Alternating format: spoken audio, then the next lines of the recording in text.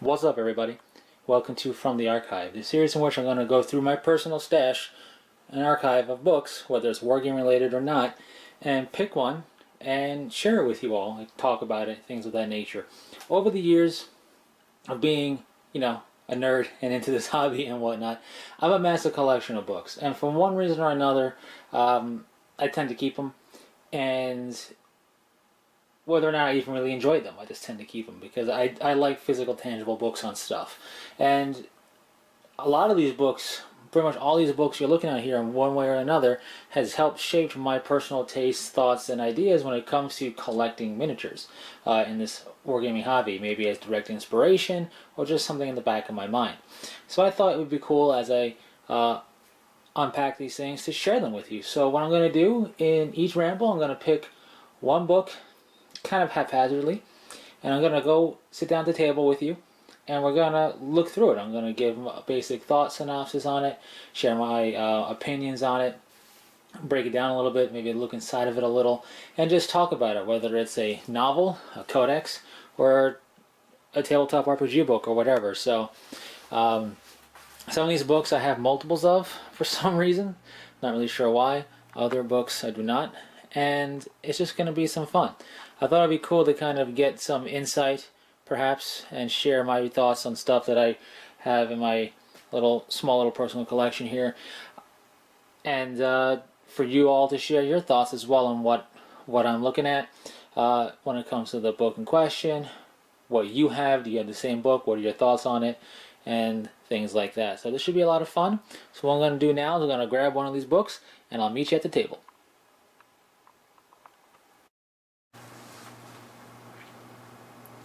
Welcome back to the table, and if you know what you're looking at without, of course, the title, if you saw the thumbnail or whatever, congrats if it's on the thumbnail, because this might be something that if you weren't around for the explosion of popularity and just like an explosion just as quickly kind of fade away, you might not even know what you're looking at here. But these are Pogs and slammers. Before it became a thing people say on stream and people say to sound cool, Pogs were a thing. They might have been a thing back before the early 90s and kind of got a bit of a resurgence, but in the early 90s, amongst lanyards and other stuff, Pogs became a thing. And Pogs have two types of Pogs. They have slammers, and they have the actual, I guess you call them Pogs themselves, which can come in a variety of shapes. So I'll get some out to showcase it. Those are actual Pog holders, yep. They had everything for this fad back in the day. But yeah, just a bunch of cardstock basically, cardboard, cut into shapes with some pictures on them. Literally that's it. The weirdest fad that I've ever been a part of. But I was probably 7 at the time. So, you're a kid. It's cheap. It was cheap. A bunch of my friends also did it, so of course we were all going to do it together and have some fun with it. The only thing I can't find, aside from the fact that I think I have more slammers than this, is that I can't find my really tall slammer that I had. It's kind of weird and unique. I don't know where it went. But anyways, I'm sure it'll turn up. This is Pogs. I even had a Pog mat that I don't know where that is. It was in the shape of a big ninja star. And I'm sure looking at this and looking at the designs and stuff, you might be thinking, this is something you'd see at like a smoke shop that is a front for stuff like, pot or whatever, to be honest. But no, these were in like comic shops and things of that nature. There was like a weird comic/oddity shop by me where I grew up that closed down, but before they closed down they did all the fads, including Pogs, which is where I got most of these things. I don't remember how these were sold. I think sometimes some of these, because it kind of really, no, that's some thunder. Anyways, I think some of them came as in addition to whatever you bought, like as a toy, or got maybe in other instances, and others just came in like packs or whatever. I don't honestly remember how any of this came about. But yeah, this is just poker chips on like a Ninja Star style thing. It's it's not even a Ninja Star, it's too many points. It's like a saw blade. Hence, I guess, blade on the back. But, yep, just weird designs that you would probably expect to see on a hookah or a bong, as opposed to cardstock that kids are buying, or parents are buying for their kids. But yeah, nevertheless, here it is. You use the slimer to hit the top, and if you hit it right, you flip some over, and points happen, or you got the ones you flipped over. Me and my friends never played for ante, meaning we never played to take anybody's stuff. We just played for the fun of it, and half the time we didn't truly know what we were doing. We're just like, oh, that's a lot of your Pogs went flying. That's cool, or something like that, and that was about it. But yeah, they had a regulation kind of mats. They were like hard plasticky or hard cardstock type of things that you would be able to set your Pogs on, and then hit them with the slammer and do whatever else. Basically a protective surface for tables. And containers to hold your Pogs in. And that's all she wrote, basically, with Pogs and slammers. They came in different types. We have these kind of lightweight, kind of resiny slammers with designs on them and pictures. We have this one, which is not metal, but it's the Bigfoot slammer. And this one used to smell like some type of fruit, and I don't even know why, but it did. And then a lot of metal slammers, and we have like random leering faces or skulls or anything like that. There's a skeleton that says poison on it. You know, again, nowadays you expect to see this in vape shops, these designs, to be honest with you. Then we have bones. More vape shop designs. I'm assuming I don't vape, I'm just making guesses here. A weird holographic one. Poison. That was a popular thing.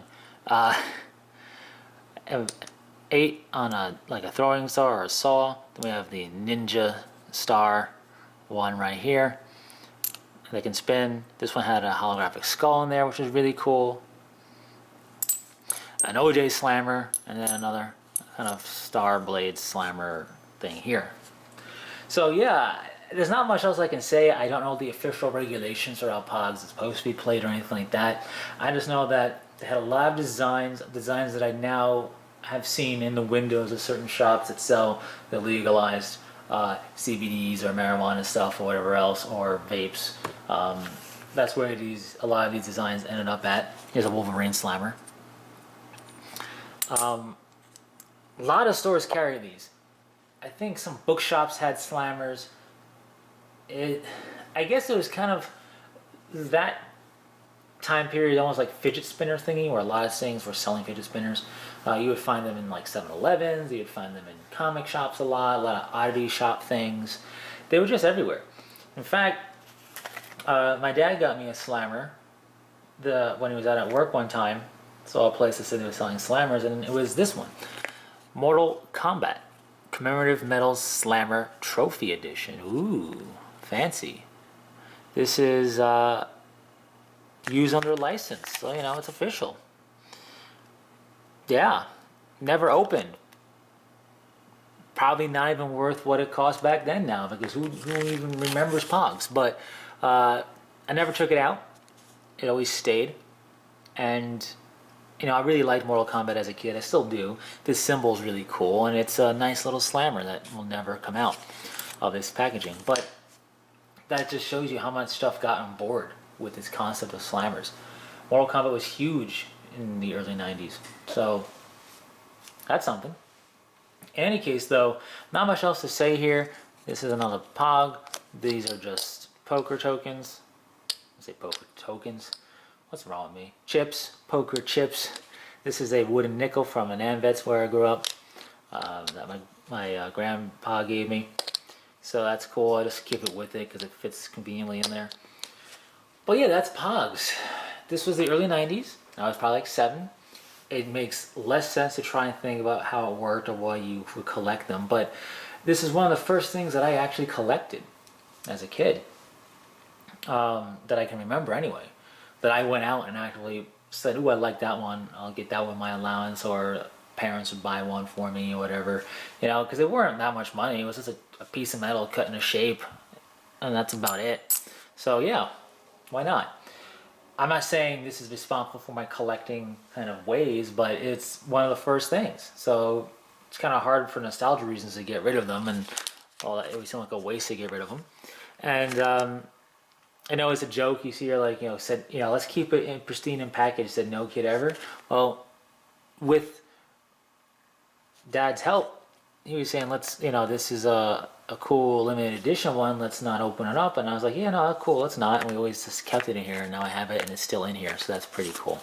Those fun little memories.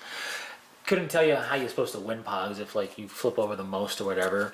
Some people played for antes, so whatever Pogs you flipped over you got, which is why they were very disposable. These little card ones, but we never did that because we were just kids. We didn't care. We just liked the cool stuff. It seemed like a fun thing. It had skulls on it. We were kids going, "Oh, look at that! It's cool." So it happens that way. In any case, I could go on and down that nostalgia rabbit hole. But that's Pogs, at least the ones that I had. I am curious to find my slammer because no joke, it probably is almost as tall as a stack of slammers. It was just really nuts, and I really enjoyed it. But I don't know where it went. In any case, did you collect Pogs? Are you old enough to collect Pogs? This slammer is 29 years old, just about 28, 29 years old. Probably older than a lot of the player base of 40K. So it's kind of funny to think about. So are you? I mean, I'm not the oldest gamer out there at all. I'm sure plenty of you are old enough to remember this yourselves. Did you ever get on board this weird bandwagon or not? I did this. I did lanyards. I'm sure there's other stuff I can't remember at the moment that I did. But yeah, just a fun time and a nice little nostalgia trip. So share your thoughts. Pogs, super dumb, weird, another kind of fad. I don't know. I would take this over fidget spinners in terms of. Granted, I didn't grow up where fidget spinners were like all the rage, but this kind of works that way. Only you can spin it. These were actually cool because you could spin them like that. But it's the same concept. I mean, what do somebody made a killing, and then a lot of stuff copied it, and eventually it blew up in popularity and then died away. Kind of the same concept. I don't think Pogs ever really make a comeback, though, truth be told. Anyway, that's all I got to say there. So thanks very much for sticking to this random one. I'm sure a lot of people won't even watch it, but if you do, share something in the comment section. In any case, that's it. So until next time, take it easy.